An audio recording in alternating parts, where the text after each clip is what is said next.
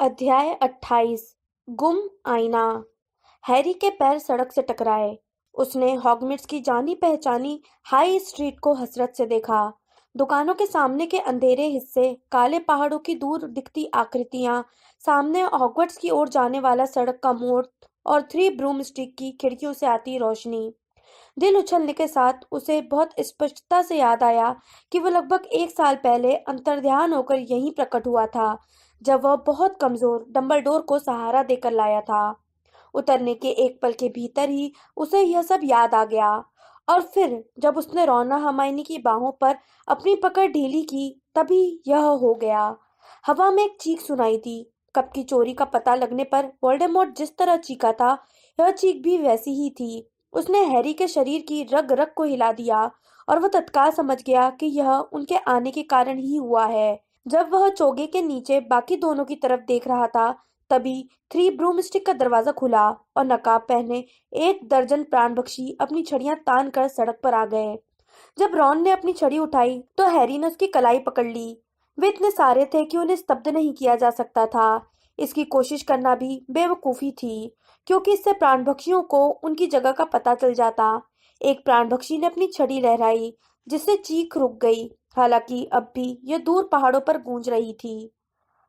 आगमनो चोगा! एक प्राणभक्षी गरजा। हैरी ने चोगे को कसकर पकड़ लिया, लेकिन चोगे ने प्राणभक्षी के पास जाने की कोई कोशिश भी नहीं की। इस पर आवाहन सम्मोहन का असर नहीं हुआ था। पॉटर, अपने चोगे में हो! आवाहन सम्मोहन करने वाले प्राणभक्षी चिल्लाया और फिर अपने साथियों से बोला, फैल जाओ, वह यही है। 6 प्राणभक्षियों ने उनकी तरफ दौड़ लगा दी। हैरी, रॉन और हर्माइनी जल्दी से पीछे हटे। वे सबसे करीब वाली गली में पहुंच गए और प्राणभक्षी उनसे कुछ इंच दूर से निकल गए। वे तीनों अंधेरे में इंतजार कर रहे थे और कदमों की आहट सुनने के लिए कान लगाए थे। प्राणभक्षियों की छड़ियों से सड़क पर रोशनी हो रही थी। चलो, हरमाइनी फुसफुसाई, अब अंतर्ध्यान हो जाते हैं। बहुत बढ़िया विचार है, रॉन ने कहा, लेकिन इससे पहले कि हैरी कुछ बोल सके, एक प्राणभक्षी चिल्लाया, हम जानते हैं कि तुम यहाँ हो पॉटर, और तुम बच नहीं सकते। हम तुम्हें खोज ही लेंगे। वे लोग हमारे लिए तैयार थे, हैरी फुसफुसाया। उन्होंने वह जादू इसलिए किया था ताकि उन्हें हमारे आने का पता चल जाए। मुझे लगता है कि उन्होंने हमें यहाँ फंसाए रखने के लिए कुछ किया है। दमपिशाचों को बुला ले, एक और प्राणपक्षी ने कहा। हम उन्हें खुली छूट दे देते हैं, वे उसे बहुत जल्दी खोज लेंगे। शैतानी शहंशाह यह नहीं चाहते हैं कि पॉटर को उनके अलावा कोई और मारे। दमपिशाच उसे मारेंगे नहीं। शैतानी शहंशाह पॉटर की आत्मा नहीं, जान लेना चाहते हैं। वैसे भी दमपिशाचों के चुंबन के बाद उसे मारना ज्यादा आसान होगा। सहमति की कुछ आवाजें हुईं। हैरी के मन में दहशत भर गई। दमपिशाचों को दूर भगाने के लिए पितृदेव उत्पन्न करना होगा, जिससे उनका भेद तत्काल खुल जाएगा। हमें अंतर्ध्यान होने की कोशिश करनी चाहिए, हैरी, हरमाइनी ने फुसफुसाकर कहा। तभी अचानक हैरी को सड़क पर अस्वाभाविक ठंडक महसूस हुई। माहौल से रोशनी चूस ली गई थी। सितारे तक ओझल हो गए। घुप अंधेरे में उसे महसूस हुआ कि हरमाइनी उसकी बाह पकड़ रही थी और वे उसी जगह पर एक साथ घूमे। घूमने के लिए उन्हें जिस हवा की जरूरत थी, वो जैसे ठोस बन गई थी। वे अंतर्ध्यान नहीं हो पाए। प्राणभक्षियों ने अच्छा संबोधन किया था। ठंड हैरी के भीतर गहरी और गहरी धसती गई। वह, रॉन और हर्माइनी बगल वाली गली में मुड़े। वे दीवार के किनारे टटोलकर रास्ता खोजने लगे और आवाज न करने की कोशिश करते रहे। तभी मोड़ पर बिना आवाज के उड़ते हुए लगभग 10 प्राणभक्षी आ गए। वे इसलिए दिख रहे थे क्योंकि वे आसपास के माहौल से ज्यादा काले थे। उन्होंने काले चोगे पहन रखे थे, जिसके नीचे उनके सड़े गले हाथ थे। क्या उन्हें माहौल में डर का एहसास हो गया था? हैरी को इस बात पर यकीन था। अब वे तेजी से करीब आ रहे थे और लंबी खड़खड़ाती सांसें ले रहे थे। हवा में उन्हें निराशा की खुशबू आ रही थी। वे अब बहुत करीब आ गए थे। उसने अपनी छड़ी को ऊपर किया। बाद में चाहे जो हो, पर वह दमपिशाचों के चुंबन को बर्दाश्त नहीं कर सकता। उसने रॉन और हर्माइनी के बारे में सोचा, जब वह फुसफुसा कर बोला, पितृदेव संरक्षणम। उसकी छड़ी से सफेद मृग निकलकर आगे बढ़ा। दमपिशाच तितर बितर हो गए और दूर कहीं से विजयी चीख सुनाई दी। वही है, वहां पर है। मैंने उसका पितृदेव देखा था। यह एक मृग था। दमपिशाच चले गए थे। सितारे दोबारा दिखने लगे थे और प्राणभक्षियों के कदमों की आहट करीब आ रही थी। इससे पहले कि हैरी दहशत में यह फैसला कर पाए कि क्या करना है, करीब ही सांकल खुलने की आवाज आई। संकरी सड़क पर बाईं तरफ एक दरवाजा खुला और एक रूखी आवाज आई, वॉटर, जल्दी से अंदर आ जाओ। उसने बिना झिझके आदेश का पालन किया। वे तीनों खुले दरवाजे से अंदर घुस गए। ऊपर की मंजिल पर चले जाओ, चोगा ओढ़े रखना और चुप रहना, एक लंबी आकृति ने बुदबुदा कर कहा, जो उनके पास से गुजरकर सड़क पर पहुंच गई और अपने पीछे दरवाजा धड़ाम से बंद कर गई। हैरी को जरा भी अंदाजा नहीं था कि वे कहाँ पर थे, लेकिन अब उसने एक अकेली मोमबत्ती की लहराती रोशनी में हॉग्समीड का धूल से भरा गंदा बार देखा। वे भागकर काउंटर के पीछे गए और वहां बने दरवाजे के पार पहुंच गए। सामने लकड़ी की जर्जर सीढ़ियां थीं। वे दौड़ते हुए उन पर जितनी तेजी से चढ़ सकते थे चढ़ गए। सीढ़ियां ऊपर सिटिंग रूम में जाकर खुली, जहां एक फटा पुराना कालीन और एक छोटी अंगीठी थी। अंगीठी के ऊपर एक बड़ी ऑयल पेंटिंग लगी थी। इसमें सुनहरे बालों वाली एक लड़की सूनी आंखों से कमरे को निहार रही थी। नीचे सड़क से आती आवाजें उन तक पहुंची। अदृश्य चौके के नीचे ही वे गंदी खिड़की के पास पहुंचे और नीचे देखने लगे। वहां पर हैरी को वो व्यक्ति दिखा जिसने उन्हें बचाया था। यह हॉग्सहेड का बारमैन था और वहां पर वही इकलौता व्यक्ति था जिसने नकाब नहीं पहन रखा था। तो क्या? वो एक नकाबपोश के सामने गरजा। तो क्या? तुम मेरी गली में दमपिशाच भेजोगे तो मैं उन पर पितृदेव छोड़ूंगा। मैं तुम्हें बता देता हूँ, मैं उन्हें अपने पास नहीं आने दूंगा। मैं उन्हें बर्दाश्त नहीं करूंगा। वह तुम्हारा पितृदेव नहीं था, एक प्राणभक्षी ने कहा। वह मृग था, वह पॉटर का पितृदेव था। मृग! बारमैन एक छड़ी बाहर निकालते हुए गरजा। मृग! मूर्ख कहीं के! पितृदेव संरक्षणम! छड़ी की नोक से एक बड़ा और सींग वाला जानवर निकला। सिर नीचे करके वह हाई स्ट्रीट पर गया और ओझल हो गया। मैंने यह नहीं देखा था, प्राणभक्षी ने कहा, हालांकि अब उसे अपनी बात पर कम विश्वास था। कर्फ्यू का उल्लंघन हुआ है, तुमने आवाज सुनी थी, उसके एक साथी ने बारमैन से कहा। कोई नियम के खिलाफ सड़क पर आया था। अगर मैं अपनी बिल्ली बाहर निकालना चाहता हूं तो मैं जरूर निकालूंगा। तुम्हारा कर्फ्यू जाए भाड़ में। तो रुदन समूह तुम्हारे कारण बजा था? अगर बजा था तो उससे क्या? मुझे अजगबान भेज दोगे? अपने ही घर से अपनी नाक बाहर निकालने के लिए मेरी जान ले लोगे? अगर तुम्हारी इच्छा हो तो ऐसा शौक से कर दो, लेकिन तुम्हारी भलाई की खातिर मैं उम्मीद करता हूँ कि तुमने अपने शैतानी निशान को दबाकर उसे नहीं बुलाया होगा। वो मेरी और मेरी बिल्ली की खातिर यहाँ बुलाया जाना पसंद नहीं करेगा, है ना? तुम हमारी चिंता मत करो, एक प्राणभक्षी ने कहा। अपनी चिंता करो क्योंकि तुमने कर्फ्यू तोड़ा है। लेकिन यह तो बताओ, जब मेरा शराब खाना बंद हो जाएगा तो तुम काढ़ों और जहरों का व्यापार कैसे करोगे? तुम्हारी अतिरिक्त आमदनी का क्या होगा? क्या तुम धमकी दे रहे हो? मैं अपना मुंह बंद रखता हूँ इसलिए तो तुम यहाँ आते हो, है ना? मैं अब भी कहता हूँ कि मैंने मृग देखा था, पहला प्राणभक्षी चिल्लाया। मृग! बारमैन गरजा। मूर्ख, तुमने बकरी देखी थी। ठीक है, हमसे गलती हो गई, दूसरा प्राणभक्षी बोला। दोबारा कर्फ्यू तोड़ा तो हम तुम्हें नहीं छोड़ेंगे। प्राणपक्षी हाई स्ट्रीट की तरफ लौट गए।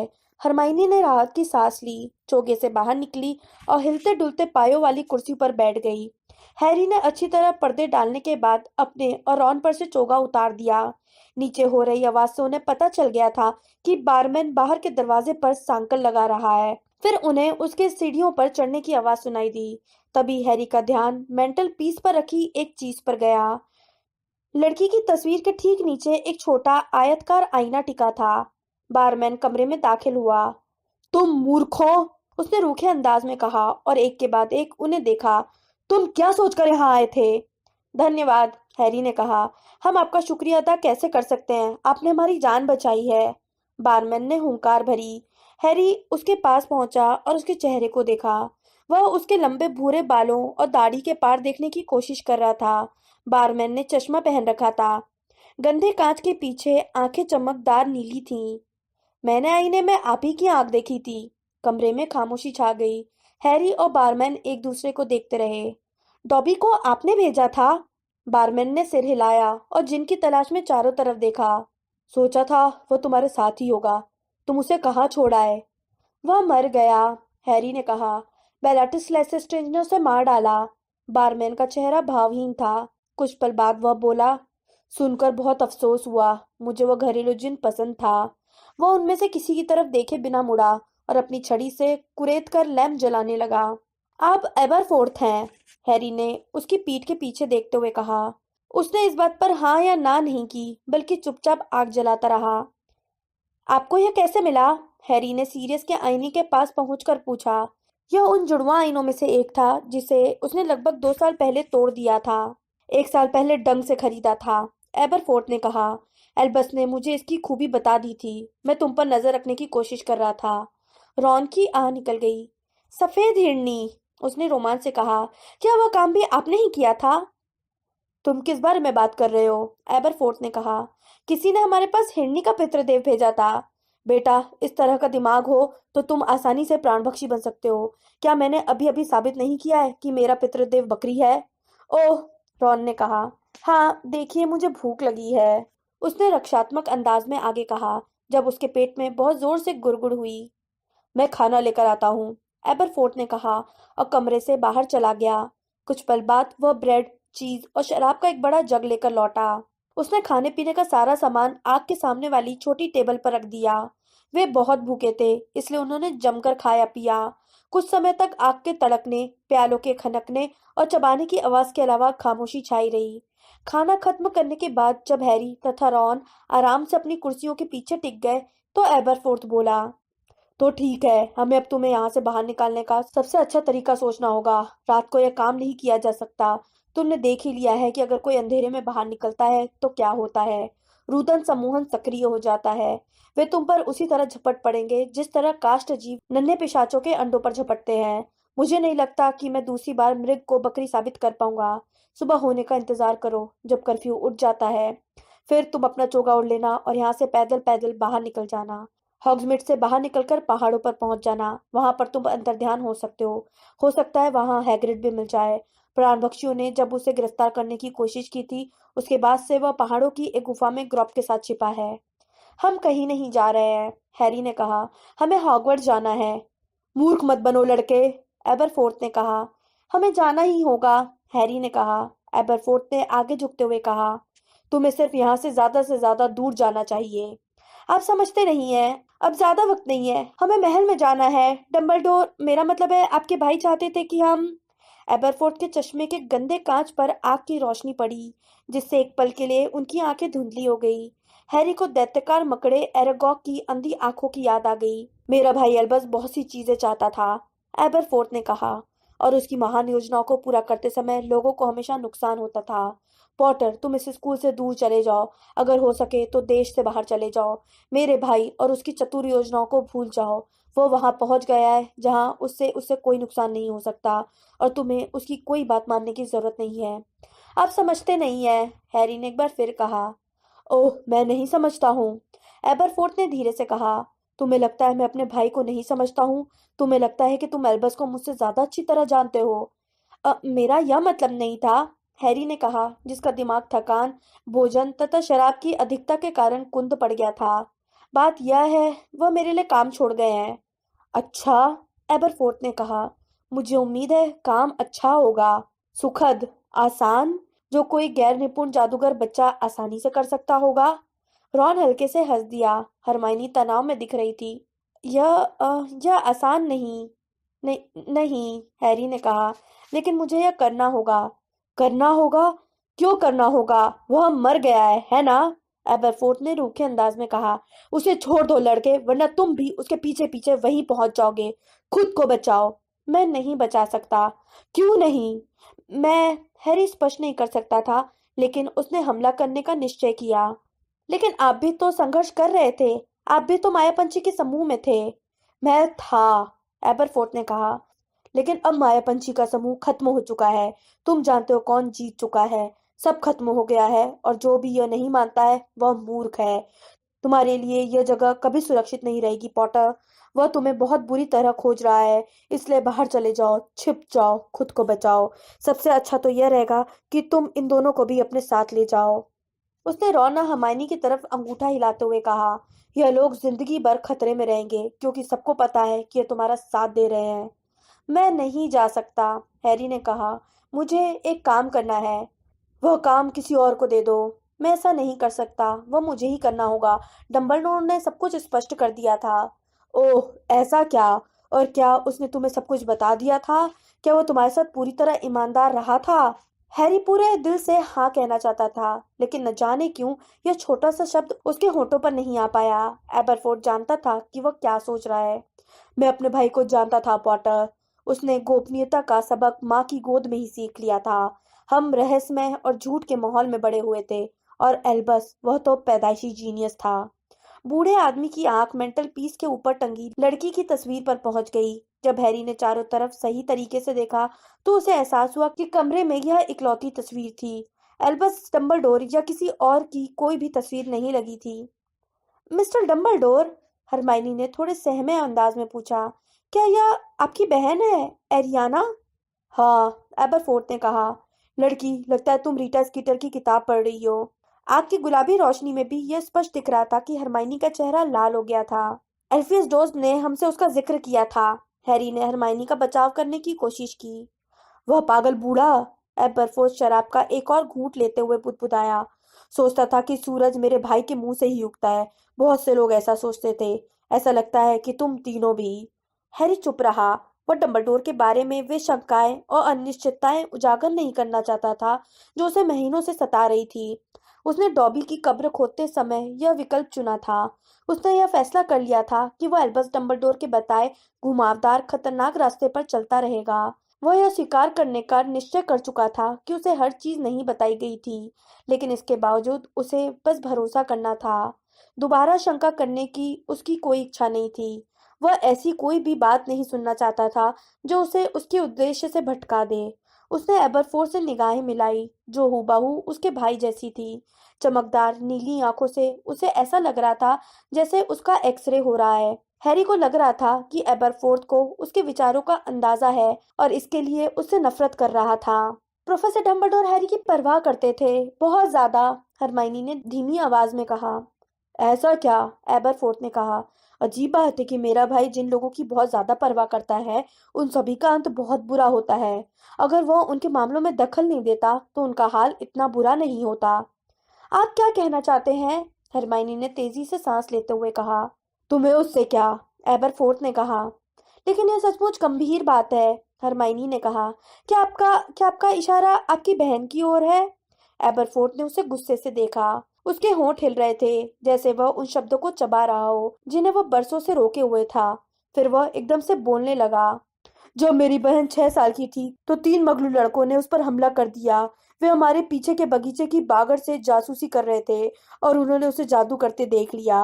वह बच्ची थी और इस पर काबू नहीं कर सकती थी। उस उम्र में कोई जादूगरनी या जादूगर नहीं कर सकता। मुझे लगता है कि मगलुओं ने जो देखा उससे वे डर गए। वे बागड़ में से घुस कर अंदर आ गए और जब वह उन्हें भी वैसा ही करने का तरीका नहीं बता पाई तो उन्होंने उसे जादू करने से रोकने के लिए घटिया तरीके आजमाए। आग की रोशनी में हरमाइनी की आंखें फैल गई। रॉन का चेहरा थोड़ा पीला दिखने लगा। एबरफोर उठकर खड़ा हो गया।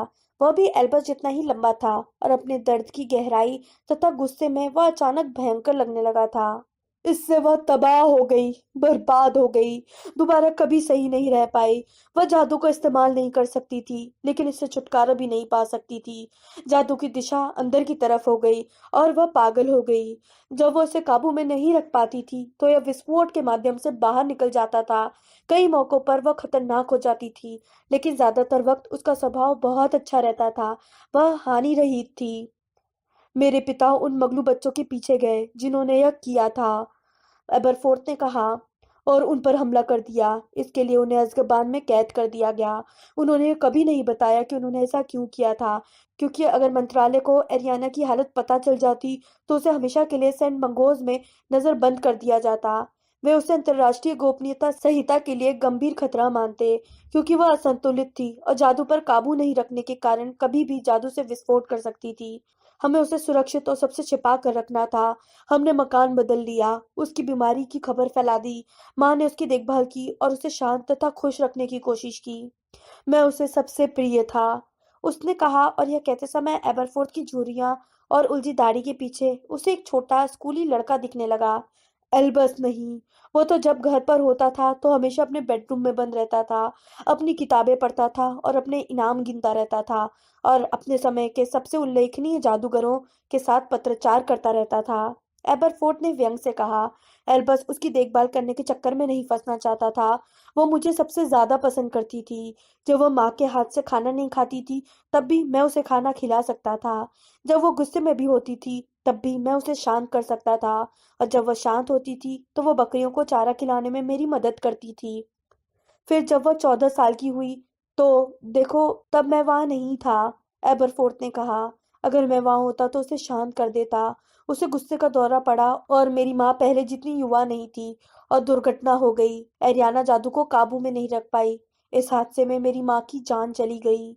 हैरी को सहानुभूति और वितृष्णा का मिला जुला भयंकर एहसास हुआ। वो आगे कुछ नहीं सुनना चाहता था, लेकिन एवरफोर्थ बोलता रहा। हैरी सोचने लगा कि वो कितने लंबे समय बाद इस बारे में बोल रहा था। क्या पता, शायद इसके बारे में पहली बार बोल रहा हो। तो इससे दोस्त के साथ एल्बस के विश्व भ्रमण की योजना खटाई में चली गई। माँ की अंत्येष्टि के लिए दोनों घर आए और फिर डोज अकेला भ्रमण करने चला गया तथा एल्बस परिवार का मुखिया बन गया। हा, एबरफोर्थ ने आग में थूका। मैंने उससे कहा कि मैं एरियाना की देखभाल करूंगा। मुझे स्कूल जाने की परवाह नहीं थी। मैं घर पर रुक कर यह काम करने को तैयार था। उसने मुझसे कहा कि मुझे अपनी पढ़ाई पूरी करनी है और वो मेरी माँ का काम संभालेगा। प्रभावशाली व्यक्ति के लिए यह बहुत छोटा काम था। अपनी आधी पागल बहन की देखभाल करने के लिए कोई इनाम नहीं मिलता है। हर दूसरे दिन उसे घर उड़ाने से रोकने के लिए वाहवाही नहीं मिलती है। लेकिन उसने कुछ हफ्तों तक बिल्कुल ठीक काम किया, जब तक कि वह नहीं आ गया। अब एबरफोर्थ के चेहरे पर बहुत ही खतरनाक भाव दिखने लगा। ग्रिंडलवाल्ड, आखिरकार मेरे भाई को बात करने के लिए बराबरी वाला मिल गया, जो उसके जितना ही निपुण और प्रभावशाली था। वे नए जादूगर प्रशासन की योजनाएं बनाने लगे, मौत के तोहफों की तलाश करने लगे और अपनी दिलचस्पी के बहुत से काम करने लगे। जाहिर है, उस दौरान एरियाना की देखभाल ठंडे बस्ती में चली गई। जादूगर समाज के लाभ की बड़ी योजनाएं बन रही थी, और अगर एक छोटी लड़की नजरअंदाज होती है तो इससे क्या फर्क पड़ता है। आखिरकार एल्बस बहुसंख्य के लोगों की भलाई के लिए काम कर रहा था। लेकिन इसके कुछ सप्ताह बाद मेरा पारा गर्म हो गया। मेरे हॉगवर्ट्स लौटने का समय आ गया था। इसलिए मैंने उन दोनों के सामने जाकर कहा, जैसे मैं भी तुम्हारे सामने हूँ। एबरफोर्थ ने हैरी की तरफ देखते हुए कहा। हैरी को बहुत कम कल्पना करने की जरूरत पड़ी कि किशोरावस्था में एबरफोर्थ गुस्से में अपने बड़े भाई का सामना कर रहा है। मैंने उससे कहा कि तुम इसी समय यह काम छोड़ दो। तुम एरियाना को कहीं और नहीं रख सकते। उसकी हालत ठीक नहीं है। तुम उसे अपने साथ नहीं ले जा सकते। चाहे तुम जहां भी जाकर चतुर भाषण देने और अपने समर्थन बनाने की योजना बना रहे हो, उसे यह पसंद नहीं आया। एबरफोर्थ ने कहा, और उसकी आंखें कुछ समय के लिए उसके चश्मे पर पड़ती आग की रोशनी के कारण दिखाई नहीं दी। वे एक बार फिर सफेद दिख रही थी। ग्रिंडलवाल्ड को यह जरा भी पसंद नहीं आया। वह नाराज हो गया। उसने कहा कि मैं मूर्ख लड़का हूँ, अपने प्रतिभाशाली भाई और उसकी राह में रोड़ा बन रहा हूँ। क्या मैं यह नहीं समझता हूँ कि जब वे दुनिया बदल देंगे, छिपे हुए जादूगरों को खुले में ले आएंगे और मगलू को उनकी सही औकात दिखा देंगे, तो मेरी बहन को छिपाने की जरूरत नहीं होगी। हमारे बीच बहस होने लगी। मैंने अपनी छड़ी निकाल ली और उसने अपनी छड़ी निकाल ली। मेरे भाई के सामने सबसे अच्छे दोस्त ने मुझ पर पीड़ित के श्राप का इस्तेमाल किया। एल्बस उसे रोकने की कोशिश कर रहा था और हम तीनों द्वंद्व युद्ध करने लगे। चमकती रोशनी और धमाकों की आवाजों से वह शुरू हो गई। वह इसे बर्दाश्त नहीं कर पाई। एबरफोर्ड के चेहरे का रंग उड़ गया, जैसे उसे घातक घाव लगा हो। मुझे लगता है वह मेरी मदद करना चाहती थी, लेकिन दरअसल वह नहीं जानती थी कि वह क्या कर रही है। मुझे नहीं मालूम कि यह हम में से किसी ने किया। हम में से कोई भी हो सकता था, लेकिन वह मर गई।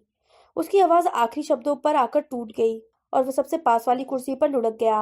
हरमाइनी का चेहरा आंसुओं से तर था और रॉन का चेहरा भी एबरफोर्ड जितना ही पीला था। हैरी को तृष्णा के सिवाय कुछ महसूस नहीं हुआ। वह सोच रहा था कि काश उसने यह नहीं सुना होता। काश वो उसे अपने दिमाग से धोकर साफ कर सकता। मुझे मुझे बहुत अफसोस है, हरमाइनी फुसफुसाकर बोली। चली गई, एबरफोर्थ बोला। हमेशा के लिए चली गई। उसने आस्तीन से नाक पोंछी और फिर गला साफ किया। जाहिर है, ग्रिंडलवाल्ड भाग खड़ा हुआ। उसके देश में उसका रिकॉर्ड पहले से ही खराब था और वह नहीं चाहता था कि इसमें अरियाना का मामला भी जुड़ जाए। और एल्बस डंबलडोर आजाद हो गया है ना, अपनी बहन के बोझ से आजाद, दुनिया का सबसे बड़ा जादूगर बनने के लिए आजाद। वे कभी आजाद नहीं हो पाए, हैरी ने कहा। क्या कहा? एबरफोर्ड बोला। कभी नहीं, हैरी कहा।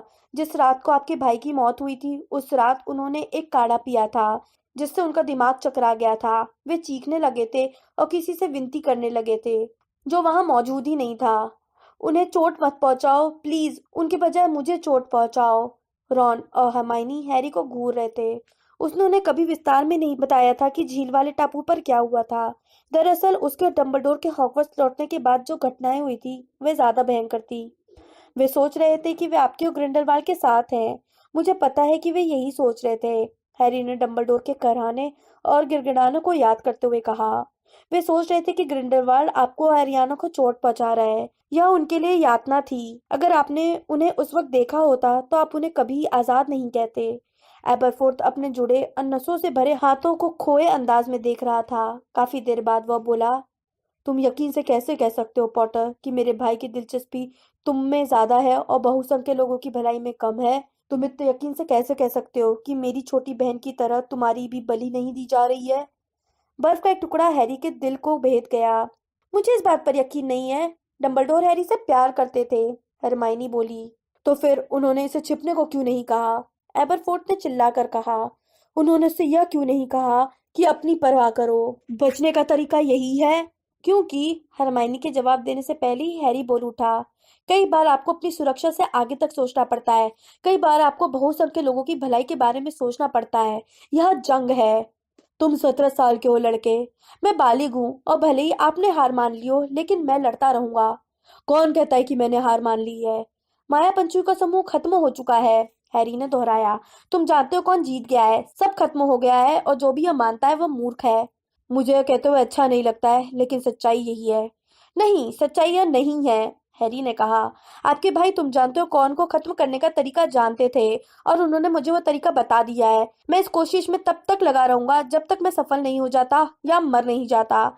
यह न सोचे कि मुझे अंदाजा नहीं है कि इसका अंजाम क्या होगा। मैं बरसों से यह बात जानता हूँ। उसने एबरफोर्थ के ताने या बहस का इंतजार किया, लेकिन एबरफोर्थ ने ऐसा कुछ भी नहीं किया, बल्कि थ्योरी चढ़ाकर देखता रहा। हमें हॉगवर्ट्स में दाखिल होना है, हैरी ने दोबारा कहा।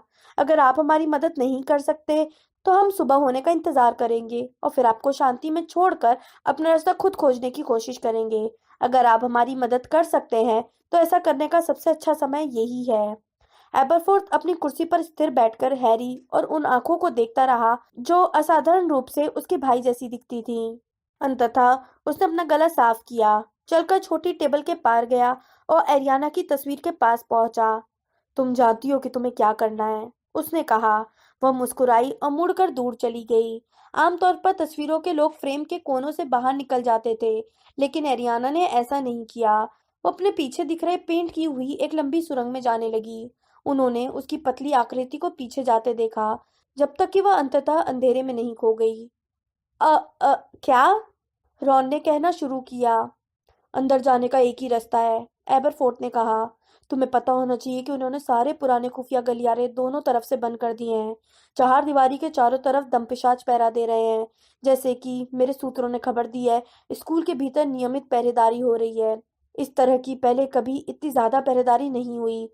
तुम इसके भीतर पहुंचने के बाद कुछ करने की उम्मीद कैसे कर सकते हो जब स्नेप यहाँ का हेडमास्टर है और कैरो भाई बहन उसके सहायक हैं? लेकिन इसकी चिंता तुम्हें करनी है ना?